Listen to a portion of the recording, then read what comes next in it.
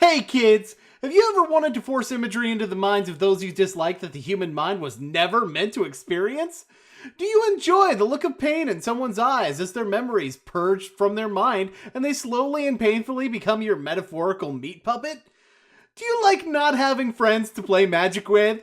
Then have I got the deck for you! Modern Grixis Mill! But Boon, mill decks are not competitively viable! Your face isn't competitively viable, Billy. Besides, competitive Magic isn't everything. Sometimes, you just want to have fun. And sending cards from the top of people's library to the graveyard is fun! For you, not for them. We're only running 16 cards that actually mill people, but I'll explain why we're not going all in on the strategy as we go along. These are some of the most efficient mill cards in the entire game, although there's at least two super efficient options that we're not running that I'm going to go over. First of those is Mind Funeral. Reason we're not using Mind Funeral is because, well, that efficiency isn't guaranteed. You can probably replace the least efficient mill card in this deck with Mind Funeral if you really want to. We've got a lot more control with the cards we've chosen.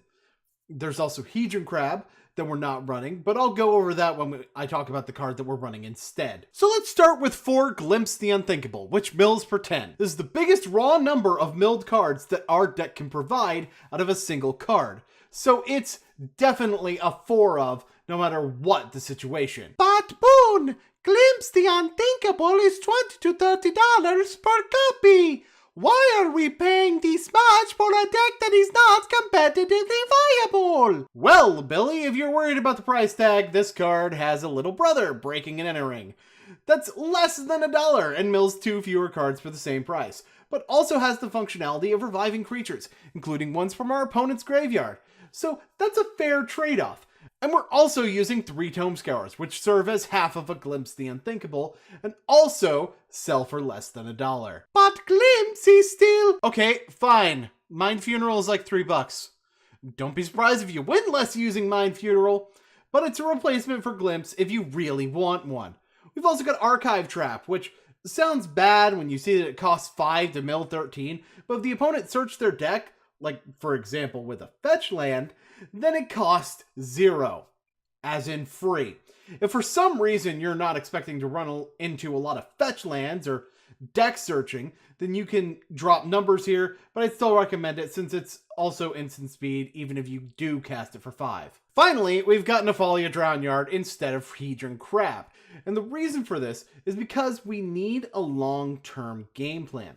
We are likely to run out of cards to play because of the low costs we're paying to play them. So having a way to spend mana and progress towards our win condition is a good option to have.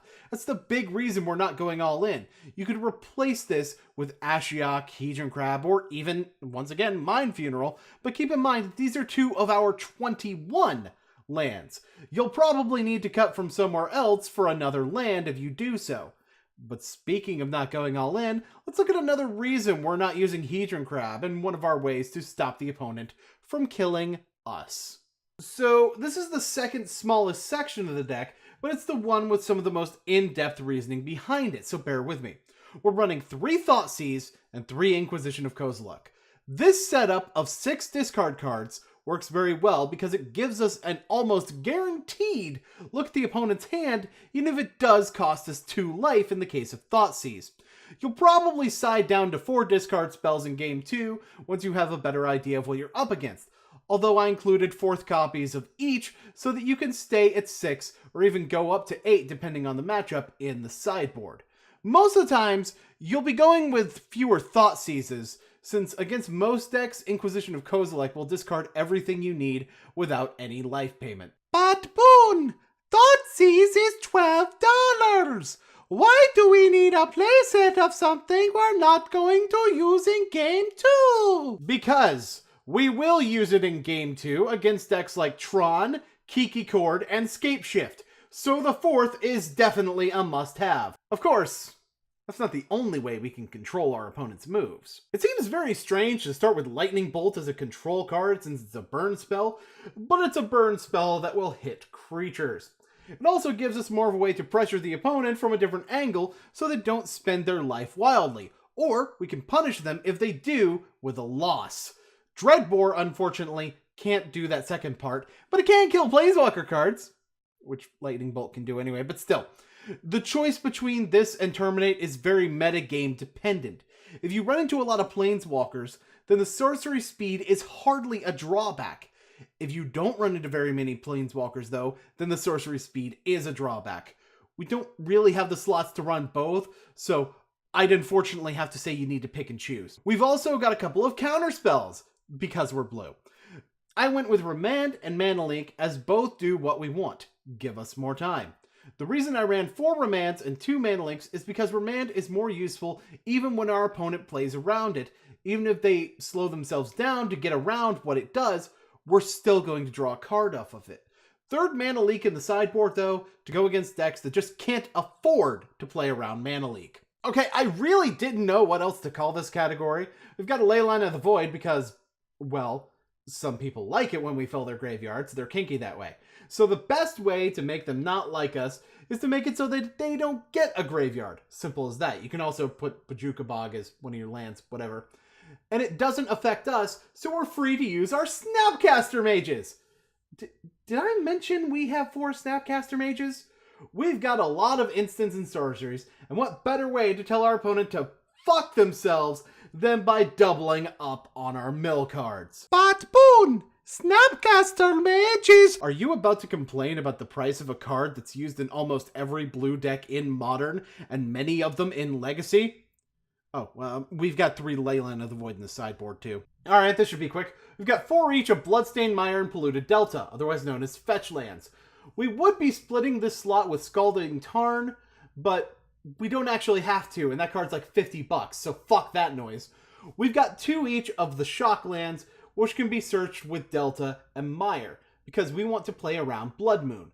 Finally, we've got 2 each of Island and Swamp, 1 Mountain, and 2 of the aforementioned Nephalia Drownyard. I've already discussed additional copies of main deck cards, so let's discuss the 3 different cards that I've chosen that aren't already in the main deck. We've got 4 Surgical Extraction, just to make sure our combo opponents can't do combos. We can even pay life for it if we can afford the life loss in our matchup. 2 copies of Kolaghan's Command, because while it'd be much more helpful for other decks to use, we still want access to it for things like Affinity. It's not super important, but it's definitely useful. You could replace this if you wanted with something that more directly affects more matchups. Finally, we've got 3 Cyclonic Rift to deal with the mortal enemy of the mill deck, Leyline of Sanctity. Lift the Leyline for a turn so that we can target our opponent, and then mill as much as we can during that time.